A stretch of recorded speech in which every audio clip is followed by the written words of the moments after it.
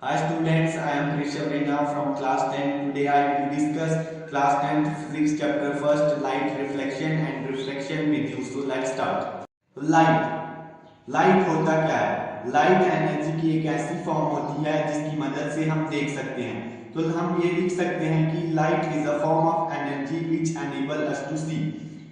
तो अब लाइट के जो है कुछ कैरेक्टरिस्टिक्स होते हैं जो कि मैं आपके साथ डिस्कस करना चाहूंगा। फर्स्ट, लाइट इलेक्ट्रोमैग्नेटिक वेव्स होती हैं जिनको की ट्रैवल करने के लिए किसी भी मीडियम की जरूरत नहीं पड़ती।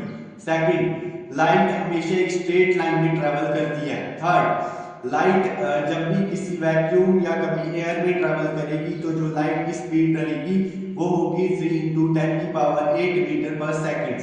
फोर्थ, जो लाइट की जो है ड्यूल। फिफ्थ, लाइट जब किसी भी ऑब्जेक्ट के ऊपर पड़ेगी तो उसके ऑपोजिट एक शैडो फॉर्म करेगी। सिक्स, लाइट जब किसी भी सब्सटेंस के ऊपर पड़ेगी तो हमें दो फिनोमेना देखने को मिलेंगे, रिफ्लेक्शन और रिफ्रैक्शन।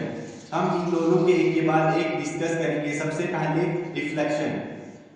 रिफ्लेक्शन होता क्या है? रिफ्लेक्शन जब लाइट रे किसी भी स्मूथ सरफेस के ऊपर पड़ती है और उसी से मीडियम में रिफ्लेक्ट होकर वापस जाती है तो उसको हम रिफ्लेक्शन कहते हैं।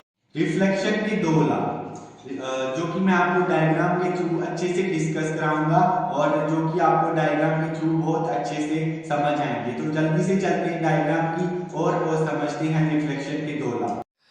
तो ये है डायग्राम।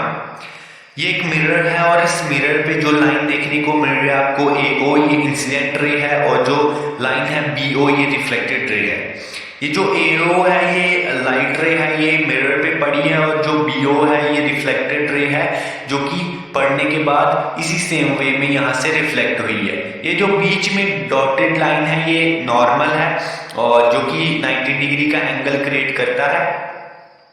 अब जो इंसिडेंट रे और नॉर्मल के बीच में जो एंगल है, जो एंगल बनता है वो उस एंगल को एंगल ऑफ इंसिडेंस कहते हैं, और जो रिफ्लेक्टेड रे और नॉर्मल के बीच में एंगल बनता है उसको एंगल ऑफ रिफ्लेक्शन कहते हैं।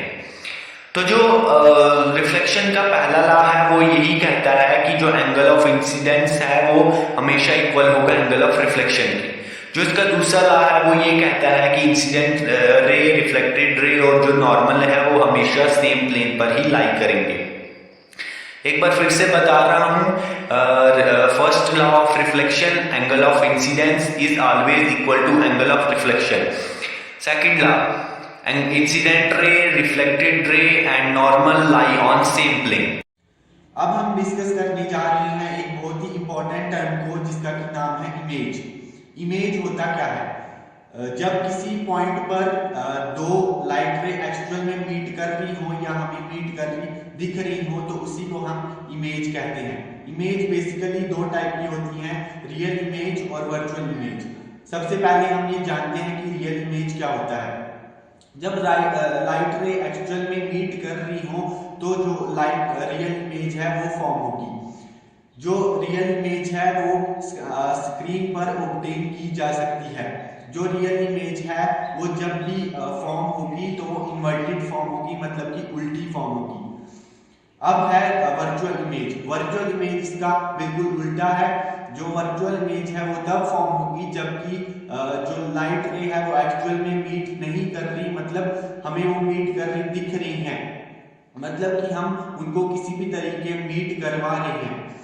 जो वर्चुअल इमेज है वो स्क्रीन पर ऑब्टेन नहीं की जा सकती। जो वर्चुअल इमेज है वो हमें जब भी फॉर्म होगी तो इरेक्ट होगी, मतलब कि सीधी होगी। अब थोड़ा सा आगे बढ़ते हैं और एक और इम्पोर्टेंट टर्म को डिस्कस करते हैं जिसका कि नाम है लेटरल इन्वर्जन। लेटरल इन्वर्जन होता क्या है? लेटरल इन्वर्जन एक ऐसा फिनोमिना है जिसकी वजह से जो ऑब्जेक्ट की लेफ्ट साइड है वो राइट में दिखती है और जो राइट साइड है वो लेफ्ट में दिखती है। फॉर एग्जाम्पल, आप अगर मिरर के सामने खड़े हो तो अगर आप अपना लेफ्ट हैंड जो है खड़ा करते हो तो आपको वो राइट में दिखता है और राइट वाला अगर खड़ा करते हो तो वो लेफ्ट में दिखता है। दूसरी एग्जांपल है एम्बुलेंस। आप सबने एम्बुलेंस तो देखी होगी जिसपे एम्बुलेंस पे जो एम्बुलेंस की स्पेलिंग है वो हमेशा उल्टी लिखी होती है। अगर आप उसको मिरर में देखोगे तो वो सीधी दिखेगी। तो यही लेटर वजह। अब है मिरर।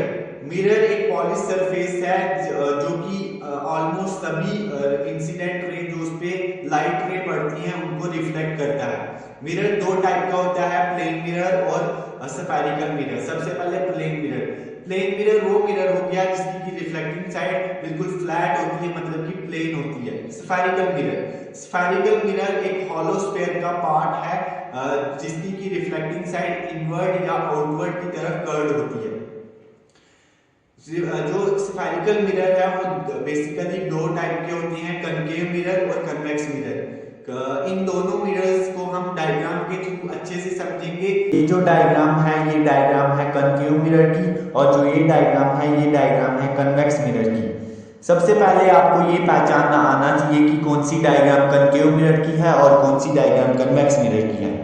सबसे पहले कनकेव मिरर। तो जो कनकेव मिरर होगा उसकी जो रिफ्लेक्टिंग साइड होगी वो इनवर्ड की तरफ जो है कर्व्ड होगी, और जो कनकेव मिरर है इसको कन्वर्जिंग मिरर भी कहा जाता है, क्योंकि जो जब इस पे लाइट रे पड़ती हैं तो जब यहाँ से रिफ्लेक्ट होके ये लाइट रे जाती हैं तो ये एक जगह पे कन्वर्ज होती हैं, तो इसलिए इसको कन्वर्जिंग मिरर भी कहा जाता है।